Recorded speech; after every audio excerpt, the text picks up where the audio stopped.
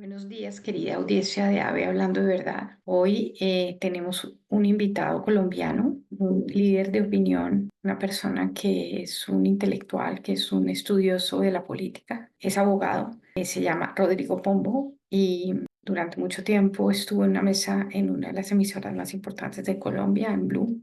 Pues en este momento que vivimos tan convulso en Colombia y en el mundo en general, hemos querido hablar con él de todo lo que está pasando desde la política, desde la filosofía política, qué ha pasado con esas ideas que parece que han avasallado, que son las ideas del progresismo y cómo pues Colombia pudo llegar a este momento difícil y cuál es, qué se vislumbra hacia el futuro, qué opciones ve nuestro invitado. No olviden suscribirse, compartir el contenido y si les gusta, por favor, darle clic a la campanita. Muchas gracias. Chao.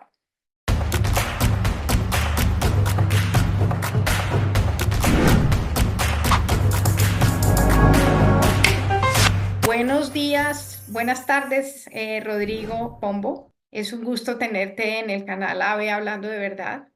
Bueno, Rodrigo, pues y hoy he querido pues invitarte para que hablemos un poco de política, de pensamiento político, de lo que está pasando en Colombia, pero también un poco lo que es un reflejo de lo que está pasando en el mundo, porque no es ajeno lo que pasa en Colombia, lo que pasa en el mundo. Entonces, antes que nada, cuéntanos quién es Rodrigo Pombo, porque yo sé que muchos se conocen, pero otros no. Entonces, cuéntanos. Yo soy un ciudadano realizado, soy un padre de familia orgullosísimo y soy un abogado feliz y comprometido con mi carrera. Yo soy una persona que nací en un hogar muy feliz, muy bonito en Bogotá, hace 48 años.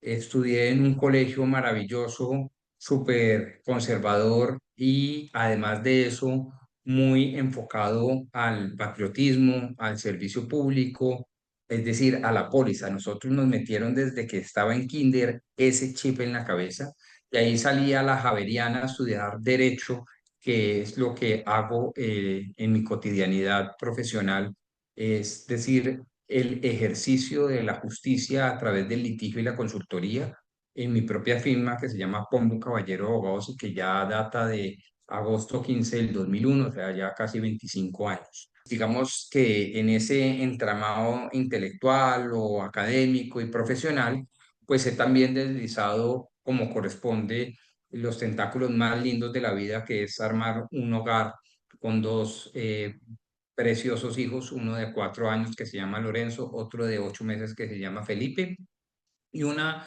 esposa espléndida, maravillosa, que se llama Ángela, que es Samaria, razón por la cual desde el 21 de diciembre del 2024 saqué adelante un proyecto, un antojo de vida que se llama la Librería Café de Pombo, que es, yo creo, la librería más importante de la costa atlántica y una de las librerías más importantes en todo el país, y cuya sede naturalmente es acá en Santa Marta. Entonces, pues esa es como básicamente mi realización. He pasado por el Servicio Público de Elección Popular como edil, y después de eso me dediqué al litigio, a la consultoría y a la academia. Pero Rodrigo, tú sin duda eres un opinador relevante, o sea, uno desde hace varios años te ve en diversos medios opinando o escribiendo que te invitan a los medios. Estuviste en una mesa de trabajo durante un tiempo, ¿no? Sí, pues a propósito quizás de mi primer libro que se publicó con la Konrad Adenauer de Alemania en el año 2006, que era un libro que nada tenía que ver con derecho, sino precisamente con filosofía política. Yo creo que eso, sumado a que desde el año 2001, muy generosamente, el director del Nuevo Siglo, Juan Gabriel Uribe, me permitió tener mi propia columna que se llamaba Esquina Azul y que duró como 20 años. Pues yo creo que esos dos elementos me permitieron a mí empezar a ser opinador de Voces RCN. De ahí también me llevaron a Hora 20, me llevaron a La Silla Vacía, sacaba unos artículos en ámbito jurídico más especializados, otros más políticos, perdón, más económicos en La República, otros más políticos en La Silla Vacía y naturalmente en el Nuevo Siglo. Pues bueno, Rodrigo, hablemos de lo que está pasando en Colombia en este momento. Es pues sin precedentes. O sea, Colombia ha vivido momentos, muchísimos momentos muy difíciles que los hemos, pues por nuestras edades los hemos vivido, pues la mayoría nosotros, digamos, desde la Constitución, todo lo que pasó en los años 80 90, la Constituyente del 91, etcétera, y pues ver lo que está pasando hoy, pues es realmente, pues queda uno un poco impactado. Yo me estaba preguntando estos días y un poco esa pregunta la he venido haciendo a varias personas y me gustaría saber tu opinión. ¿Cómo pudimos llegar a este punto? ¿Cómo crees tú que pudimos llegar a esto? Yo creo que hay unos movimientos telúricos estructurales que más o menos se pueden definir, por lo menos desde el punto de vista teórico, conceptual o académico. Evidentemente, la situación se empezó a enturbiar en todo el mundo desde, yo diría, los años 2000, 2005 y aquí, de ahí para adelante. ¿Por qué?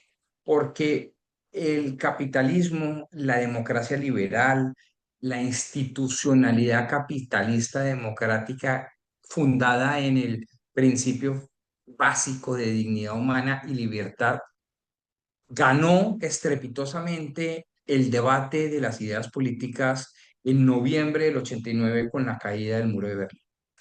Ahí en ese momento, por poner una fecha arbitraria, todos los historiadores, pues los historiadores serios y todos los analistas serios, políticos, filósofos, abogados, sociólogos, antropólogos, todo el mundo coincidía que era un punto de inflexión en virtud del cual el mundo entero se había dado cuenta que lo que valía la pena para sacar a la gente de la pobreza, para llevarlos a unas condiciones materiales mínimas que les permitieran desarrollar su plan de vida y su atributo fundamental, que es la dignidad humana, tenía que darse en un contexto de libertades que lo daba y lo ofrecía la economía de mercado.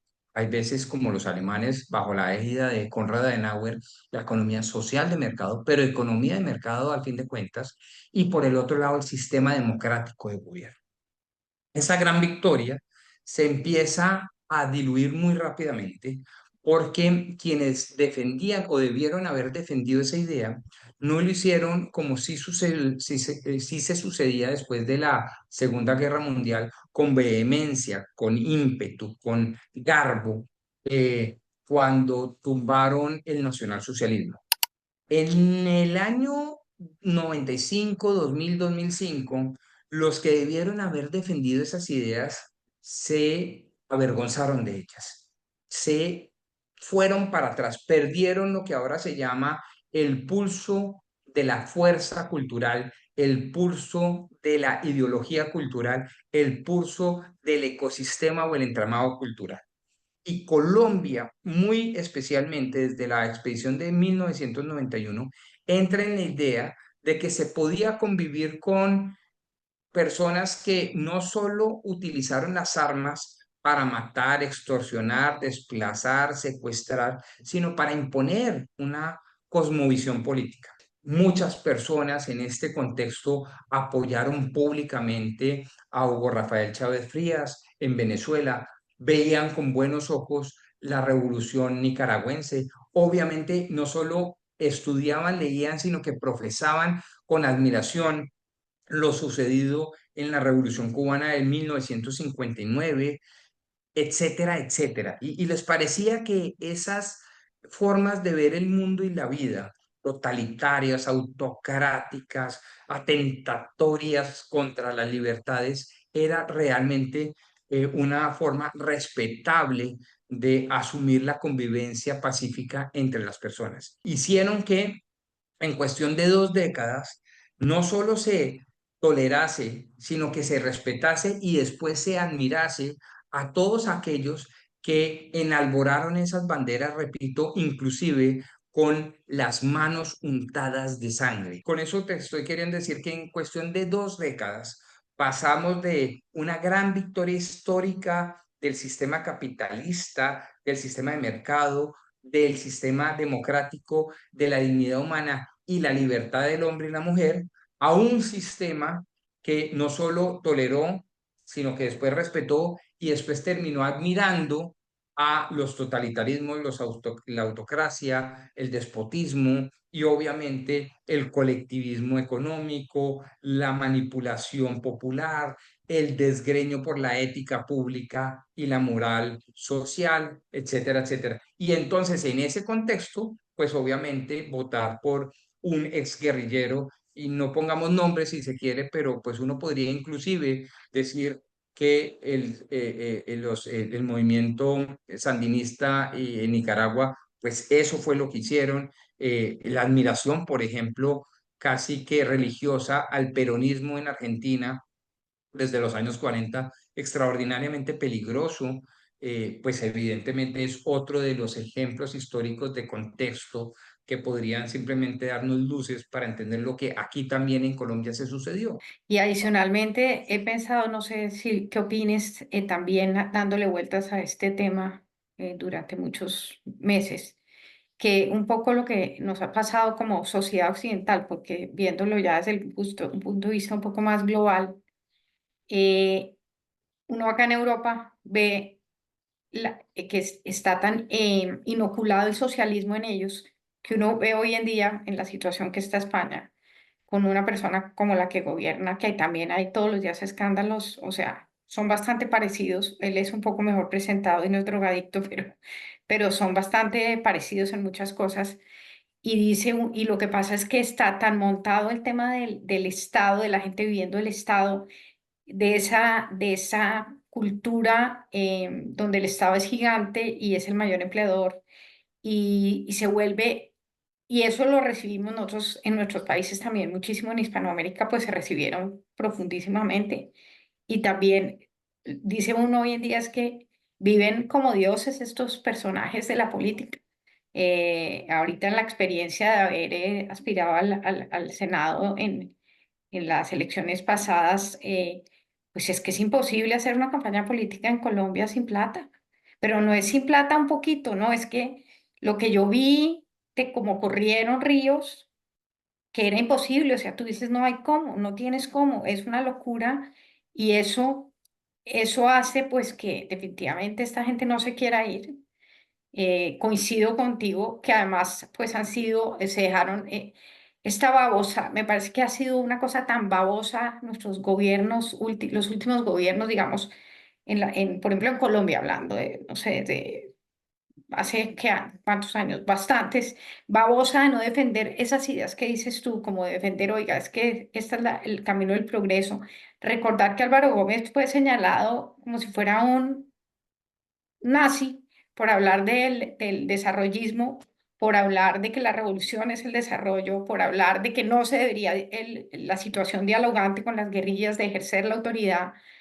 Todo eso se fue mirando al contrario, más bien como si fuera un pecado pensarlo.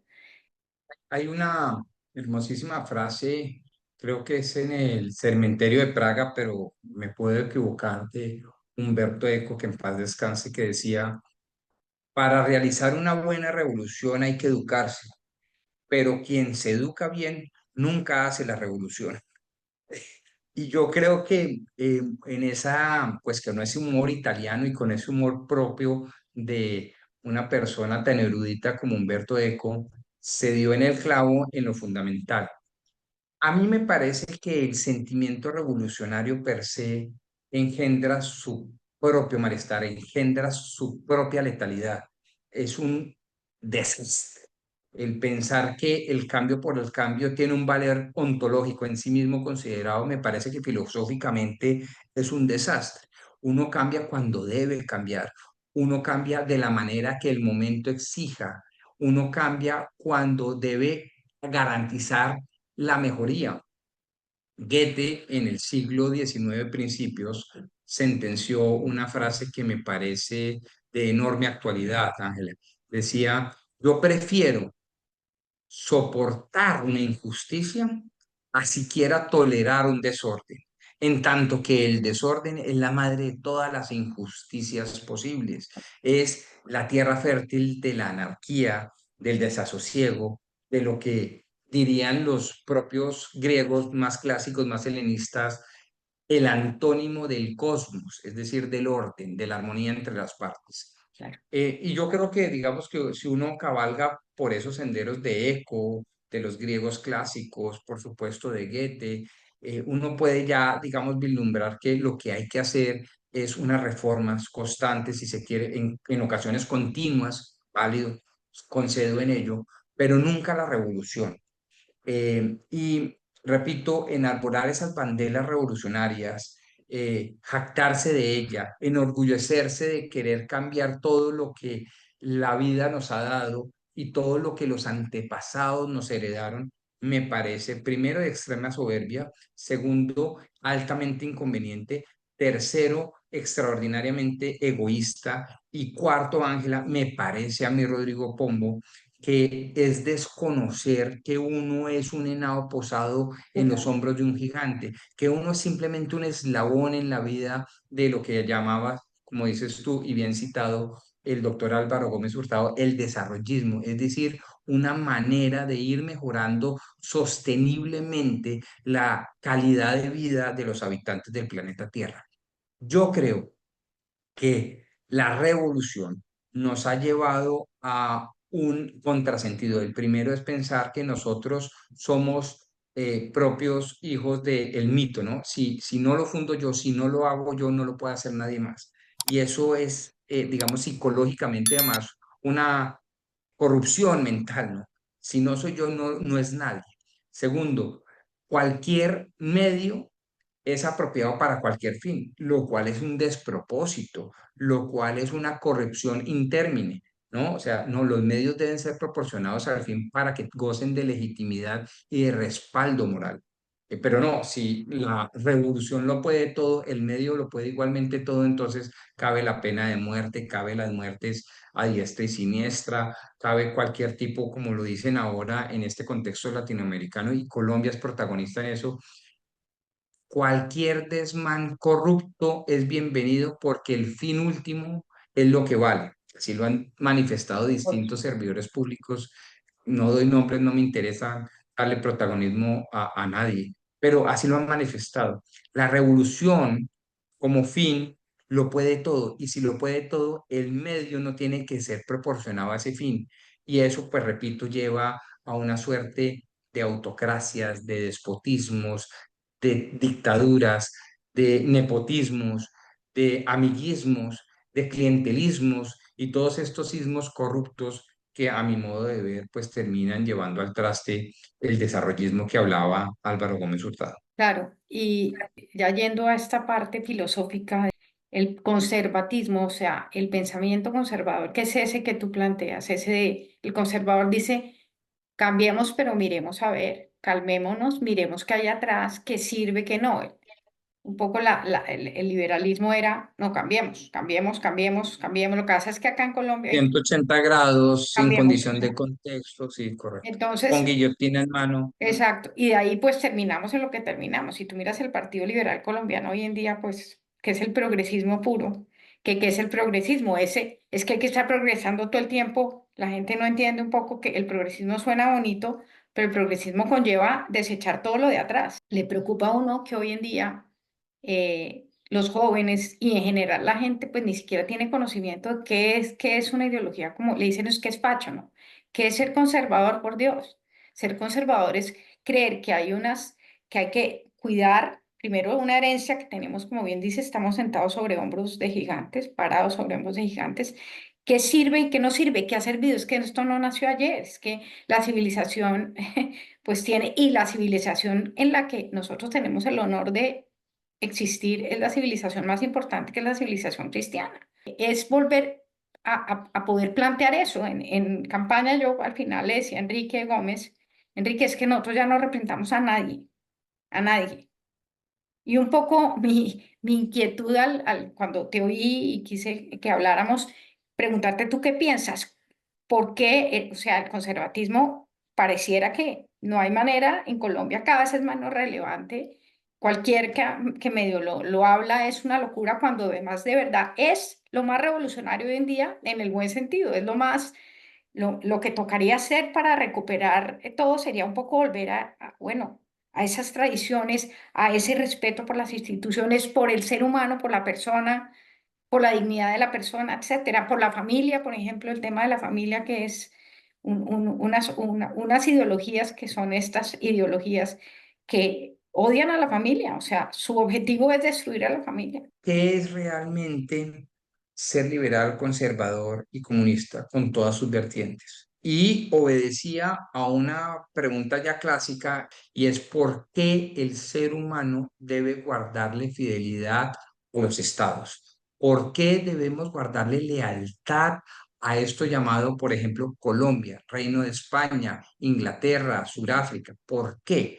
¿Por qué yo debo pagar impuestos, obedecer el ordenamiento jurídico, respetar las reglas de juego, así no me gusten, respetar una atmósfera, un ecosistema de valores, de principios éticos con los cuales incluso yo no comulgo?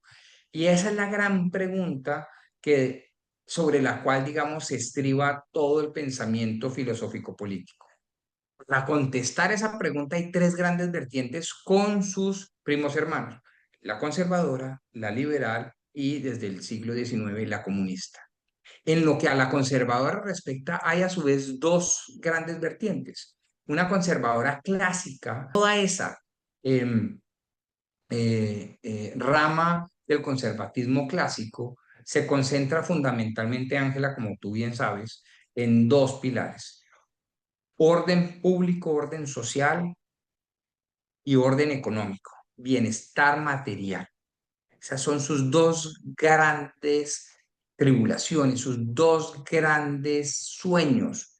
Mientras que hay otra más de corte europeo y sin duda mucho más hispanoamericano, que es la democracia cristiana, perdón, que quizás empieza a tener un protagonismo entre nosotros desde los años 20 del siglo pasado. Y allí entonces, digamos, acentuadamente, y el conservatismo se forjó sobre la base de los valores sociales católicos, apostólicos y romanos.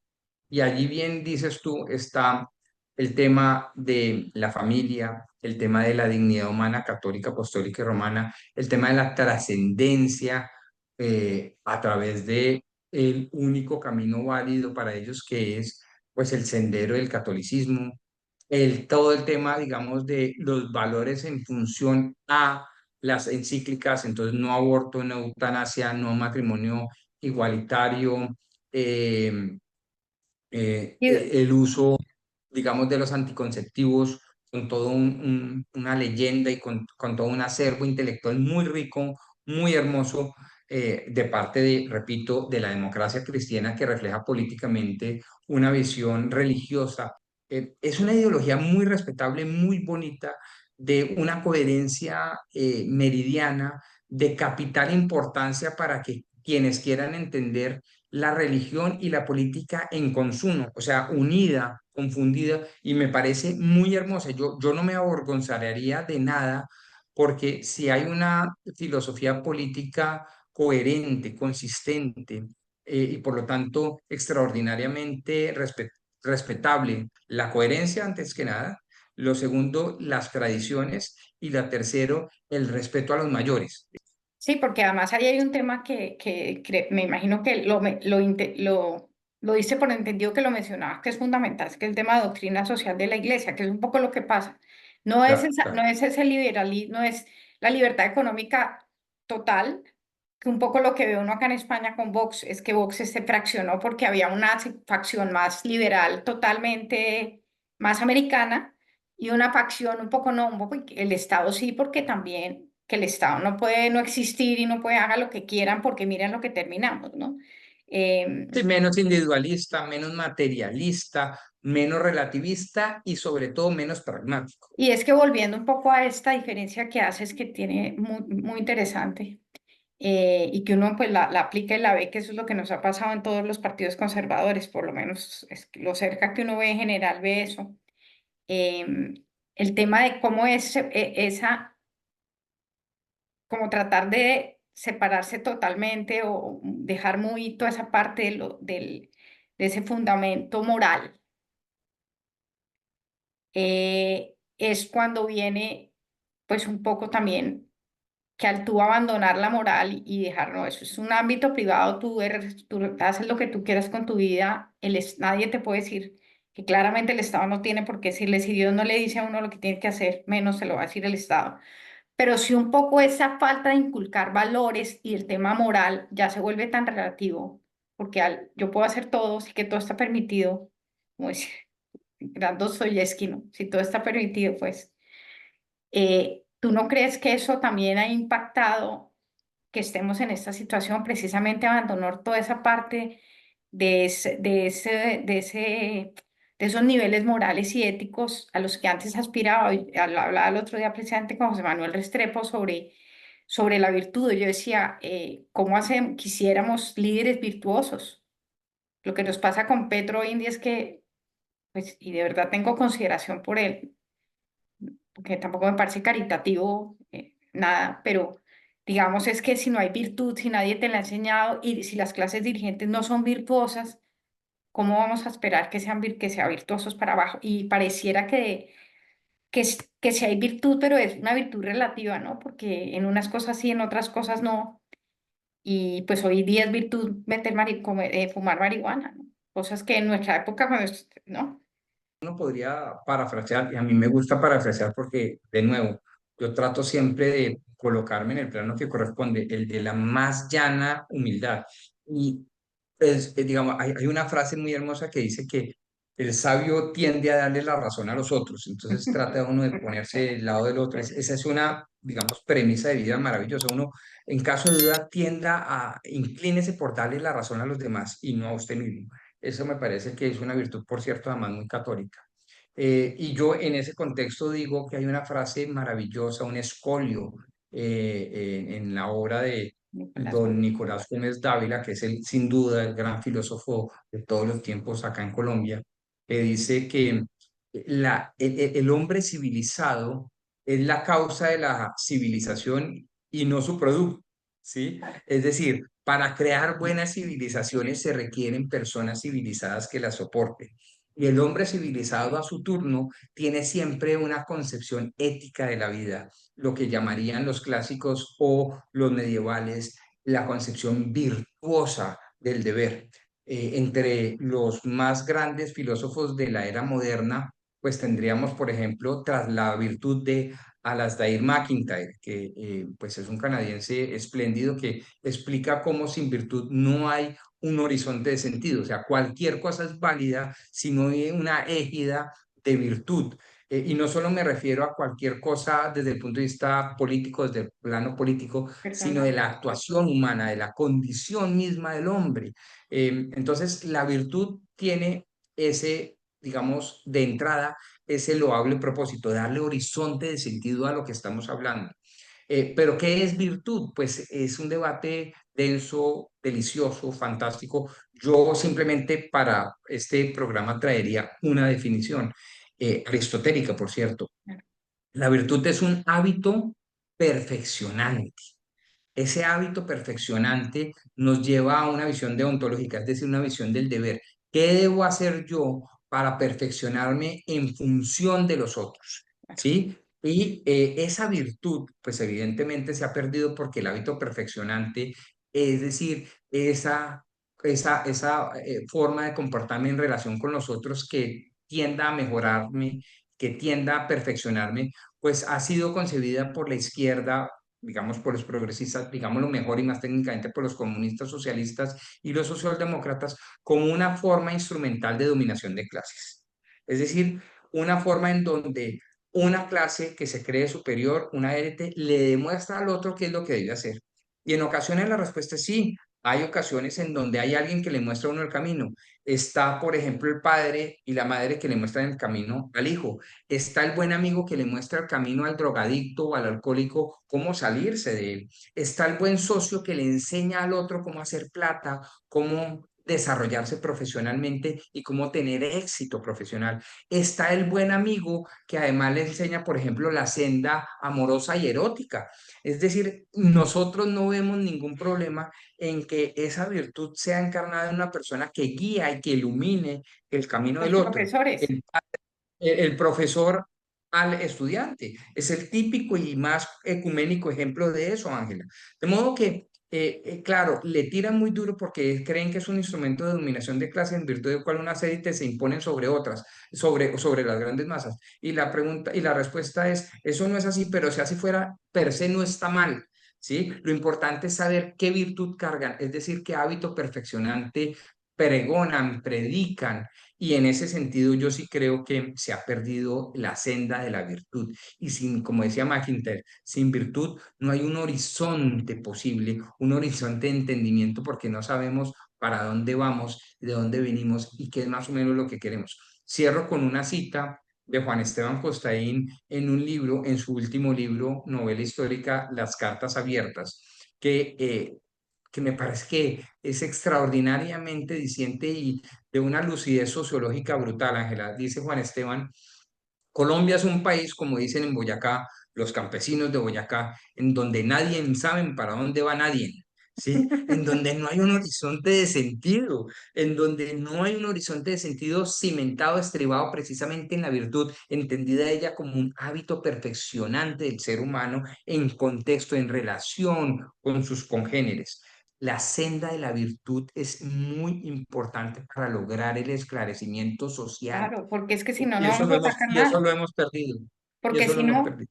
¿cómo vamos a construir después, si logramos salir de esto y poner, yo le decía a él, a José Manuel, hablando de, y pues te lo planteo a ti, quienes tienen un liderazgo de alguna u otra manera, que eventualmente en este momento donde es el llamado a a todo el mundo que ame a Colombia, que tenga un nivel ético y unos propósitos de sacar al país adelante por todos nosotros, por nuestros hijos, por nuestros nietos, pues tenemos que partir de unos principios y uno se ve con preocupación, pues sí, se habla mucho de cuál es el propósito, ¿no? Que recuperar económicamente, que el tema de las instituciones, sí, pero todo eso está anclado ¿en qué?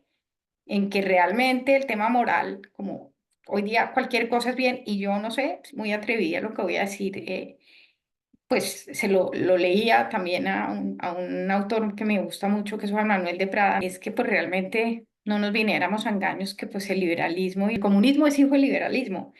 En el fondo son hijos del modernismo, son ideologías que vienen del modernismo ambas.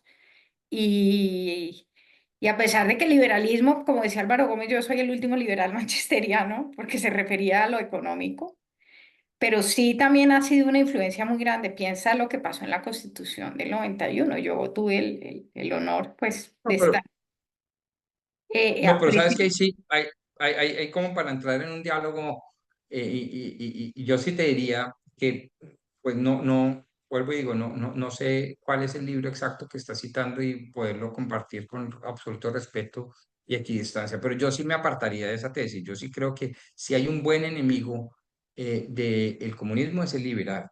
Y en eso, digamos, uno se da la mano y se abraza y Pero en puede lo cultural no, entender. Rodrigo.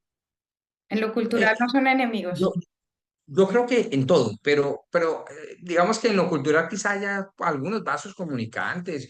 El liberal es un revolucionario, sí, el comunista Pues sin duda lo piensa tú, por es. ejemplo, yo te lo digo, es por ejemplo, ya que lo estamos conversando, cuando estábamos en la plena constituyente, yo tuve el honor de estar pues presente allí y allí fue donde conocí a mi esposo.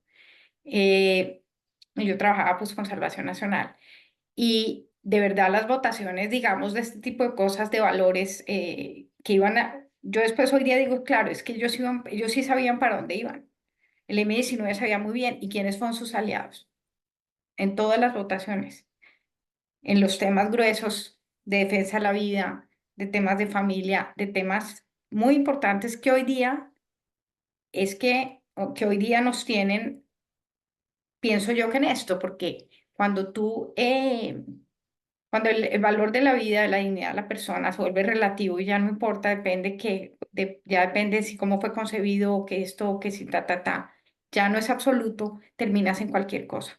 Y ese sí es un principio en el que parte, no estoy diciendo que todo, una parte, no todos los liberales pensaban así, antes, hace 40 50 años no pensaban así, pero sí uno ve y han sido aliados de ese socialismo, de ese progresismo, y por eso es que como que se confunde todo, se ha vuelto una amalgama. Claramente una cosa es el comunismo radical, el comunismo de Chávez y eso, pero sí hay en la parte cultural que yo creo que ha hecho mucho daño. A ver, te compraría la parte conceptual, pero no la derivaría de un suceso histórico, además anclado en un país olvidado por Dios, que sería Colombia 1990-91. Nosotros somos nadie seguramente en el contexto universal, y no digo solo planetario, es decir, que unos llamados liberales de un país llamado Colombia en un momento determinado llamado 1990, en el marco de una Asamblea Nacional Constituyente, hayan decidido tomar como política A, B o C. No creo que de ahí se desprenda ningún ejemplo para poder determinar si el liberalismo es o no amigo o qué tan amigo es de la gran escuela comunista del mundo. Posiblemente, y estoy simplemente eh, trayendo Disertando. a colación ejemplos, disertando, si aquí tuviéramos a Engels o a Marx, ¿sí? O a Gramsci, muy seguramente no hubieran ni siquiera permitido el acercamiento de unos que se llamaban liberales y muy seguramente también hubieran conseguido como camaradas a unos que también se llamaban liberales dentro del Partido Liberal Colombiano. Por dicho, si hay algo, si hay alguna tragedia que tenga Colombia es que los partidos no representan su ideología y dentro de ellas es que el Partido Liberal se quedó sin liberales y el Partido Conservador se quedó sin conservadores hace tiempo. Mira en qué Eh, terminaron, mira en qué terminó el Partido Liberal Colombiano. Yo no digo que eso derive pues de que haya ningún efecto a decir en lo general, pero sí en muchos, yo pues he trabajado bastante en el activismo, no tengo nunca el acervo intelectual de autores y de filosofía política que tú tienes, pero digamos viendo en la práctica, en los temas que yo he trabajado, que son todo el tema de defensa de la familia, ideología de género, y viendo los países de Hispanoamérica, más Colombia ha sido el referente, o sea, Colombia es el primero que ha hecho todo lo más terrible, lo ha hecho Colombia. Ha sido el ejemplo para los otros. Hay unos pocos que ahí van resistiendo. Obviamente eso es una política mundial que viene de la ONU y bueno, hay un tema internacional muy potente que pues, tiene unas intenciones muy claras de control poblacional y otras cosas. Pero sí claramente yo lo he hablado con personas con las que estuvimos en Constituyente en ese momento y decimos, hombre, es que uno no sabía para dónde iban, pero ellos sí sabían. Si tú vas destruyendo si tú vas destruyéndole a la gente, ¿y qué le pasó? ¿Qué le pasó a la mayoría? Que la gente, como todo el mundo medio creía unas cosas, por eso es que dicen, oye, pero ¿a qué hora la gente se volvió comunista en este país?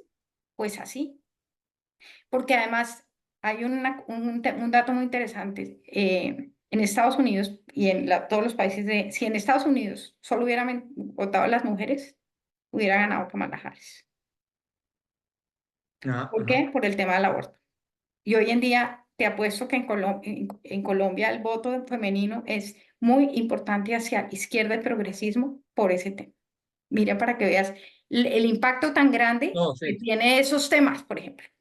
sí, ahí sin duda te doy la razón. Sin tener, digamos, algún fundamento científico para darte la razón, intuitivamente te la daría y sí creo que Yo le digo más es eso es por lo así. que yo Sí. observé, por lo que yo, y pues en Sí, sí, Colombia, sí. No, ¿no? no, y me hace sentido lógico, sí, me hace sentido. Vuelvo y digo, me inclinaría o intuitivamente tendería a pensar lo mismo, sí, sí, sí. Pero de nuevo, el hecho de que, mejor dicho, ni el conservatismo se puede equiparar a no aborto, ni Claro. el liberalismo No, se obvio. puede equiparar a revolución, sí, sino Obvio, es obvio. mucho más No, no, no, grande, y hay mucho más muchas completo. variantes, sino que como que hay muchos fenómenos y por ejemplo, oía yo una entrevista que le hacen a Esperanza Aguirre, que es una mujer muy valiosa acá, pero Esperanza explica qué pasó con el PP, porque yo que vivo acá, voto, y digo, no entiendo uno cómo, Pepe. no, yo no voto el PP, uno cómo vota Mm. acá y cómo ganamos, y entonces no ganamos y no perdimos, y uno ve lo que realmente pasa con el PP, cómo vota todo lo mismo que vota el PSOE, y dice uno, pero esta gente cómo sigue votando por estos tipos. Y ella explica qué pasó en el PP, qué pasó en el Ah, PP. el Papa ahorita está con Sánchez y el El PP PSOE y le toda esta vota, gente. mira, grita, grita, habla, pero lo que hace es todo lo contrario, le vota todo a Sánchez, porque odian, su Ah, enemigo es Vox. Y por eso y no por la, eso no gobiernan, porque en vez de en campaña dedicarse, como sí se dedicó Sánchez, a aliarse con Sumar, que era el reemplazo de Podemos, sí, digamos, sí, se dedicó sí. a macartizar y a odiar y a atacar y a poner como que era a la extrema, a lo más nazi, pues Vox, y pues no perdimos. No pudimos hacer mayorías. Y eso, y ella explica que eso pasó porque antes todo el mundo se entendía, los liberales como los más liberales en ciertos temas, entonces el uno más el otro, pero cuando el PSOE viene, hace una cantidad de reformas fuertísimas, culturales, que tienen unas implicaciones morales muy grandes en la sociedad y que yo sí estoy convencida que en el fondo de ahí deriva gran parte del desastre en el que vivimos todos los países y Rajoy ya después llega y no cambia nada. ¿Qué hacer frente a la gran pregunta eh, de por qué guardarle fidelidad a los estados? Es que el primer libro era, repito, cómo el liberalismo, cómo el conservatismo y cómo el comunismo, con sus vertientes, le dan respuesta a la condición a la condición humana, después a la condición social y después a la condición estatal. ¿Cómo se comprenden esos tres estadios? Y sobre eso eché pues 200 páginas de carrera. Este va a ser distinto. Este es, bueno, estamos en un estado contemporáneo, en un mundo globalizado, muy global, muy local, en un mundo súper mega tecnificado, ya muy, muy adentro con la inteligencia artificial. ¿Y cómo deben entonces comportarse los ciudadanos frente al Estado? Y básicamente la hipótesis es que para que ninguna ideología se imponga frente a cualquiera de los ciudadanos, verbigracia, el pacto histórico en Colombia hoy con el doctor Petro a la cabeza y todo lo que se está sucediendo, no maltrate a mí y a mi familia, lo que yo soy, represento y quiero representar, ¿qué puedo hacer yo? Entonces, yo tengo, digamos, el privilegio y la fortuna muy aristocrática de sacar la nacionalidad española y poderme ir a vivir a España. Pero soy la inmensa minoría que puede hacer eso. ¿Qué podría entonces hacer la gran mayoría insatisfecha con esa propuesta de valor política que se impuso? Una es hacer lo que ellos hicieron, que es lo más antiético, que es coger las armas y tratar de matar al contradictor, lo cual pues ya es éticamente inadmisible incluso desde las filas de los comunistas o algunos de ellos. Entonces esa vía está cerrada, está vetada. La otra es tratar de ganarles en democracia, pero ya hay tanto asentamiento de base. Recordemos a don José Ortega y Gasset cuando publicó su celebérrima obra Ideas y Creencias. Ya está tan asentada la creencia de que las cosas son así, que sacar una idea que se oponga a ellas, pues evidentemente es un punto de quiebre, un contrasentido, una yuxtaposición que difícilmente va a poder pelechar, triunfar. Entonces, por ahí no es la cosa democrática de voy a hacer campaña y voy a convencer a la gente, porque la gente está sumida en una atmósfera de una creencia totalmente diferente. Entonces, ¿cómo hacemos para, digamos, lograr salirnos de ese maremán en donde yo no te voy a matar, pero tampoco quiero que me impongas tu ideología? ¿Cómo hacemos? Y creo que la respuesta está en función al ordenamiento territorial. Yo creo que los estados van a pasar una crisis muy grande, Ángela, y creo que los estados van a vivir una transformación como se sucedió pues hace 200 años con el nacimiento de la era moderna en Occidente. Vamos a vivir muy prontamente, creo yo, algo parecido, y Colombia debería, Colombia, todos los países, pero sobre todo, digamos, este pago llamado Colombia, debería prepararse para eso. Poco para ahí va mi nueva obra, mi nuevo libro. Pero tú planteas que para prepararse que en un tema más de Yo, regiones, yo, yo creo que va a coger forma, no digamos el federalismo, pero lo que llaman jurídicamente en el derecho constitucional la cláusula de decisión. Es decir, que los territorios tengan el derecho fundamental a dividirse y que haya cierta homogeneidad no igualdad, pero cierta homogeneidad de criterio. Es decir, tú no puedes imponerle las inclemencias de un Estado ausente, pero no solo ausente, sino declaradamente enemigo del orden nacional bajo el petrismo, bajo la égida del petrismo, a Antioquia. No tiene ningún sentido, ¿sí? Uno podría guardar una identidad social en, por ejemplo, el sur de Cauca y Nariño. Ahí podían lograr unos acuerdos sobre lo fundamental, unos mínimos con los cuales yo no estaría personalmente de acuerdo, pero serían respetables. Eso sería como, no sé, Sudán. Bueno, listo, ustedes pueden crear su Sudán, pero lo que no pueden hacer es imponerle esa cosmovisión a los antioqueños, ciertos costeños y sin duda al eje cafetero. Es otra idiosincrasia, otro país, otra forma de ver, mucho más conservadora, desarrollista, progresista, decididamente jugada por el sector productivo, por el empresario. Quieren al empleador, entienden que la cosa es construyendo entre todos y no contra los ricos, contra las élites, contra los oligarcas, etcétera, etcétera. Entonces, yo sí creo que el mundo de hoy nos ofrece una alternativa mucho más vigorosa con la reestructuración del ordenamiento territorial que la que se ofrecía en el pasado. Sí, pero eso es peligroso porque se vuelve un tema de fragmentación de los países. Uno ve acá en España y para eso es que vamos, ¿no? Por ejemplo. Pero claro, yo antes, por ejemplo, cuando yo estudié mi maestría ya, era no solo un fiel militante del PP, sino que era un fiel militante de nacionalismo, y el nacionalismo además más clásico frente a una visceral odio casi por el separatismo catalán Claro. y vasco. Ya lo veo, digamos, tengo que decírtelo, pues muy confesadamente, con mucho más respeto. Lo que pasa es que los medios, que el ETA, el terrorismo, el anarquismo, las bombas, la extorsión, el secuestro, todo, pues me parece obviamente deleznable desde todo punto de vista. No es por ahí la cosa.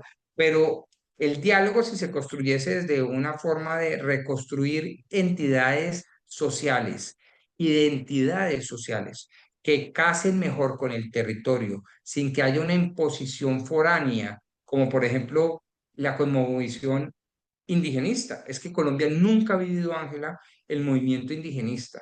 Nunca se nos ha ocurrido estudiar de fondo qué es lo que se sucedió, por ejemplo, en ciertas partes del Perú, sin duda ninguna en Ecuador y Bolivia, y que aquí no se ha vivido, pero seguramente lo vamos a vivir y padecer. Y entonces que venga a mí un indígena a decirme, mire, es que yo soy su hermano mayor y la situación es esta, pues yo no estoy de acuerdo con eso, ¿sí? Obvio. Sí, pues es un momento, una época de confrontación y de permanente de conflicto, porque además el mismo hombre está fragmentado y roto por dentro, que ese sería digamos, de Programa. otro programa. Pero bueno, pues sí, muy interesante. Vamos a ver por ahora qué pasa con nuestro país y pues ojalá que personas como tú que tienen tanto por aportar, pues puedan estar presentes de alguna u otra manera desde cualquier orilla pudiendo construir país, porque de todas maneras, pues es el país que amamos y queremos Pues yo no, rescatar. yo creo que ahí mandamos a José Manuel, que es para mí un extraordinario líder, y lo digo acá abiertamente, no quiero ofenderlo si le digo que es amigo mío, pero ese líder, el doctor Enrique Gómez Martínez, hay gente Hay mucha tan gente maravillosa. buena, yo creo, Ah, el pues, punto es quién pueda lograrlo y lo importante es que sí haya una generosidad de parte y pues empiecen muchos a bajarse de esa nube, todos querer ser presidentes porque se vuelve muy complicado, pero sí que haya un colectivo de gente buena, sobre todo con buena intención, para transformar el país desde el corazón, que eso es lo que yo creo que finalmente es lo más importante, ¿no? Muy sí, bien, pues qué gusto de acuerdo. haber estado contigo, Rodrigo, gracias por el tiempo, creo que te quité más de la Seguro. cuenta. No me quitaste nada, me aportaste mucho. Solo oírte hablar ya de por sí es un privilegio, pero además de eso, si le sumas el hecho de que pueda yo generar, como decían los cátaros, una especie de catarsis, en griego esa pureza, es para mí ya me hiciste el día, es para mí ya un logro de día Y es que eso el haber tenido esta conversación. hace mucha falta y vale, y vale la pena mucho hacerlo, pues espero que no sea la última vez que me aceptes. No, señora, Y cuantas veces me invites. Sí, yo soy Pombo Cajeado en Twitter, creo que, o R Pombo Cajeado, yo ya ni me acuerdo. muy Vale, agradable. gracias. Bueno, Muchas, muchas gracias.